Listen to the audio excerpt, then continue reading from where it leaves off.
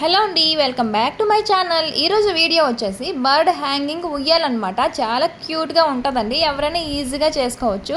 దానికోసం కార్డ్బోర్డ్ని ఇలా రెండు రౌండ్గా అయితే రెండు తీసుకోండి, కట్ చేసుకొని దానికి ఒకదానిపై ఒకటి గమ్ పెట్టి ఒకదానిపై ఒకటి అంటించేయండి గమ్తో.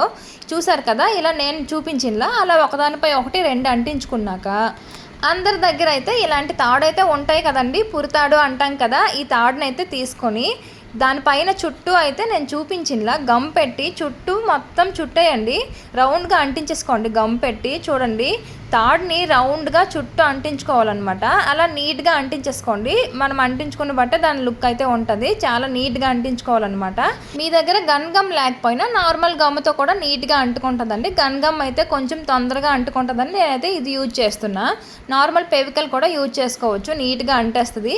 ఇలా రౌండ్గా మొత్తం అంటించేయండి. మనం ఎంత సైజులో కార్డ్బోర్డ్ తీసుకున్నామో దాని మొత్తం కార్డ్బోర్డ్ కనిపించకుండా మొత్తం తాడునైతే నీట్గా అంటించుకోండి చుట్టూ. ఇదిగోండి, ఇలా అయితే వస్తుందండి. తాడు మొత్తం అంటించుకున్నాక ఇంకా దాని అంచులు అయితే ఉన్నాయి కదా, నేను అంచులకు కూడా ఇంకా తాడునైతే పెట్టుకుంటున్నాను, చూడడానికి కొంచెం బాగుంటుందని. ఇంకా కార్డ్బోర్డ్ సైడ్కి కనిపిస్తుంది కాబట్టి అంత లుక్ ఉండదని నేను ఇంకా తాడునైతే మొత్తం అంటించేసా. ఇగోండి, మీ దగ్గర కలర్స్ తాళ్ళున్నా కూడా ఇంకా మంచి లుక్ ఉంటుందండి. కలర్స్ తాళ్ళు కూడా పెట్టుకోవచ్చు. ఇది నేను నేచురల్ లుక్ కోసం ఈ తాడునైతే యూజ్ చేస్తున్నాను. ఇక్కడ నేను థర్మాకోల్ షీట్ చిన్న ముక్కనైతే తీసుకున్నా. మీ దగ్గర లేదు అంటే నార్మల్గా కూడా పెట్టుకోవచ్చు. ఇలాంటి ఇనుము తీగలు ఉంటాయి కదా, అవైతే నేను రెండు అయితే పెట్టుకొని రెండు లేయర్స్లో పెట్టుకున్నా. మళ్ళీ ఆ తాడును అయితే నేను మొత్తం చుట్టుకుంటున్నాను, దాన్ని మొత్తం అది కనిపించకుండా, ఆ ఇనుము తీగి కనిపించకుండా నీట్గా మొత్తం తాడునైతే చుట్టేస్తున్నాను. ఆ ఇనుము తీగి నేను డబల్ తీసుకున్నా కదా, డబల్ లేయర్లో దాన్ని నేను ఇలా రౌండ్గా అయితే చేసుకున్నా. ఇలా రౌండ్గా ఉంచి మనం తాడుని చుట్టుకున్నాం అనమాట. ఇగోండి, ఇలా అయితే నేను రౌండ్గా అయితే ఉంచి ఇలా దారం అయితే చుట్టుకుంటున్నాను. చూసారు కదా, ఇంకా థర్మాకోల్ షీట్ ఉంది కదా, దానికి నేను ఇనుము తీగలు అయితే ఇలా గుచ్చుకుంటున్నాను. ఈ థర్మాకోల్ షీట్ అయితే ఈజీగా ఇలా గుచ్చేస్తే చాలా స్ట్రైట్గా ఉంటుందండి. మీ దగ్గర థర్మాకోల్ షీట్ లేదు అంటే ఆ తీగి నార్మల్ ఆ కార్డ్బోర్డ్కి అయితే గమ్తో అంటించేసుకోండి. ఇలా అయితే ఈజీగా. చూసారు కదా ఎంత స్టిఫ్ అయిపోయిందో, పడకుండా నీట్గా ఉంది కదా, పడిపోకుండా.